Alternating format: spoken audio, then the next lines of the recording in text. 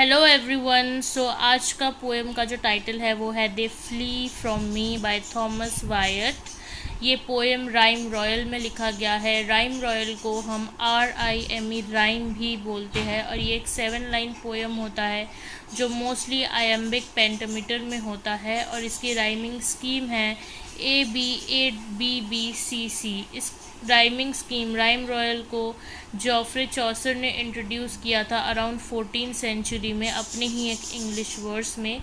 This poem is included in Arthur Quiller Couch edition in the Oxford book of English verse और mostly refer किया जाता है कि ये एक ऑटोबायोग्राफिकल पोएम है। इस पोएम के जो पोएट है थॉमस वायट, वो र्यूमर थे कि उनका अफेयर था हेनरी 8 के एक वाइफ से जिनका नाम था एनी बोलिन और इसीलिए उनको डेडिकेट करके उन्होंने ये पोएम लिखा है। ये क्रिटिक्स का मानना है। Capture sense of regret confusion that comes with the end of a relationship. तो इस पोएम में कहीं ना कहीं थोड़ा ये भी दिखाया गया है कि जब एक रिलेशनशिप ख़त्म होता है जहाँ फीलिंग्स हो तो कैसे वो रिलेशनशिप ख़त्म होने के बाद दिल में एक रिग्रेट होता है, एक कन्फ्यूजन होता है। तो इस पोएम से ये भी पता चलता है। Great insight into the world of suspicion and changing fortunes. तो इस पोएम में ट्यूडर कोर्ट का भी मेंशन किया गया है कि कैसे उनकी फॉर्च्यून्स, लक बदलने में टाइम नहीं लगता। ट्यूडर डायनासिटी जो है उन्होंने इंग्लैंड पर for 3 centuries, around 3 centuries Tudor dynasty ने इंग्लैंड पे रूल किया था। इस पोएम में इम्प्रेशंस है, कंप्लेंट्स है। जब कोई अपना जिससे कोई प्यार करता हो बिलेवर्ड के छोड़ के जाने के बाद का जो एक एक्सप्रेशन होता है, कंप्लेंट्स होते हैं, इस पोएम में उन सब चीज़ों को बताया गया है और इस पोएम को अराउंड 1535 में पब्लिश किया गया था। So let's start. They flee from me that sometime did me seek with naked foot stalking in my chamber. तो यहाँ पे जो पोएट है वो दे से मेंशन कर रहे हैं उनके जितने भी एक्स लवर्स हैं जिनसे उन्होंने एक टाइम पे प्यार किया था। सिर्फ एक नहीं, बहुत सारे हैं, क्योंकि उन्होंने दे बोला है यहाँ पे, किसी एक को मेंशन नहीं किया। तो इन दोनों लाइंस का मतलब है कि आजकल जो भी मेरे एक्स लवर्स हैं अब वो मुझसे दूर भागते हैं, वो मुझे इग्नोर करते हैं और ये वही लोग हैं जो एक टाइम पे नंगे पाँव मेरे क्वार्टर में आते थे, मेरे चेम्बर में मुझसे मिलने आते थे। I have seen them gentle, tame and meek। मैंने अपने एक्स लवर्स को बहुत ही ज़्यादा जेंटल समझा है कि वो बहुत ही ज़्यादा नरम किस्म की थी, बहुत शर्माती थी, बहुत चुपचाप सी थी। That now are wild and do not remember that sometime they put themselves in danger to take bread at my hand। इस लाइन से पोइट का मतलब है कि अब वो बिल्कुल चेंज हो चुकी है, अब वो बहुत वाइल्ड हो चुकी है और उनको ये बिल्कुल याद नहीं कि एक वक्त था जब वो खुद को, अपने आप को डेंजर में डाल के, रिस्क लेके सिर्फ़ और सिर्फ मेरे पास आती थी जिससे कि मेरे हाथ से ब्रेड लेके खा सके, कि मेरे हाथ से वो खाना खा सके। And now they range busily seeking with a continual change. पर आजकल वो बस इधर उधर घूम रही है, रोम अराउंड कर रही है कुछ नए के लिए, क्योंकि अब उनके एक्स लवर्स को अपने लाइफ में कोई नया आदमी चाहिए। अब वो पोइट को बिल्कुल अवॉइड कर रही है, अब वो कुछ और चेंज चाहती है अपने लाइफ में। तो इसीलिए अब वो इधर उधर घूम रही है, देख रही है कि अब उनको कौन नया मिल सकता है। आते हैं सेकेंड पैरा पे।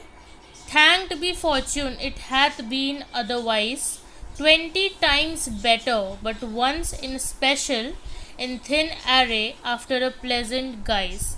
तो इन लाइन का मतलब है कि मुझे खुशी है इस बात की कि चीज़ें पहले बहुत अच्छी हुआ करती थी, बल्कि इससे 20 गुना अच्छी, बहुत ही ज़्यादा अच्छा टाइम मेरे पास उस टाइम हुआ करता था।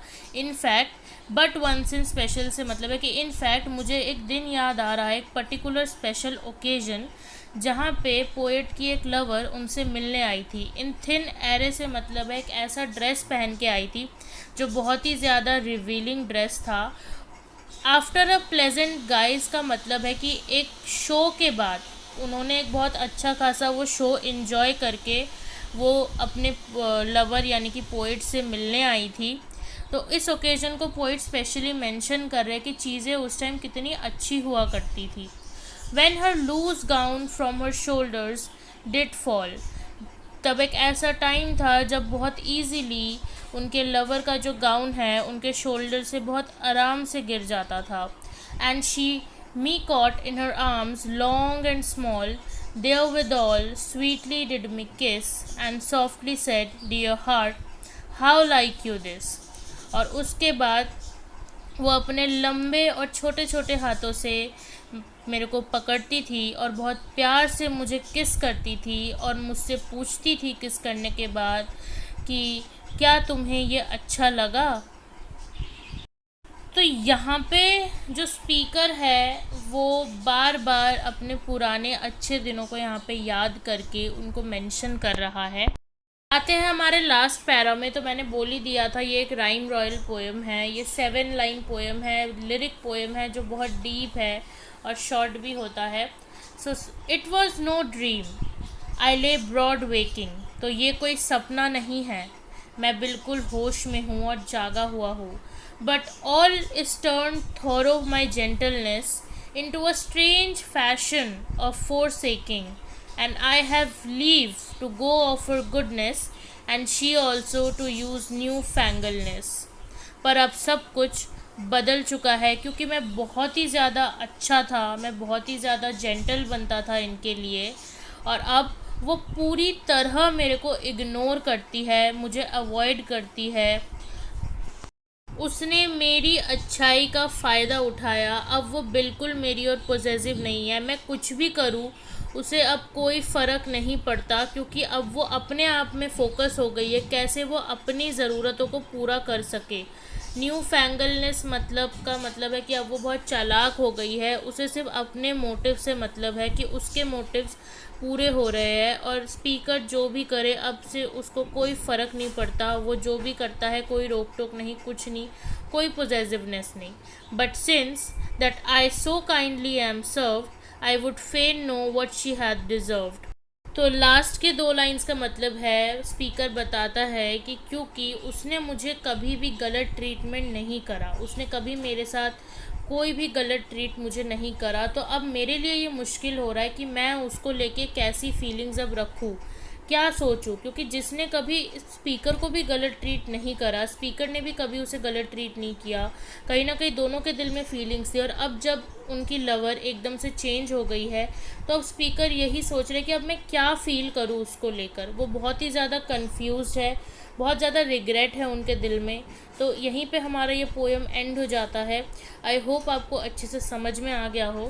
सो मेरे चैनल को लाइक, कमेंट और सब्सक्राइब करना मत भूलना। बाय।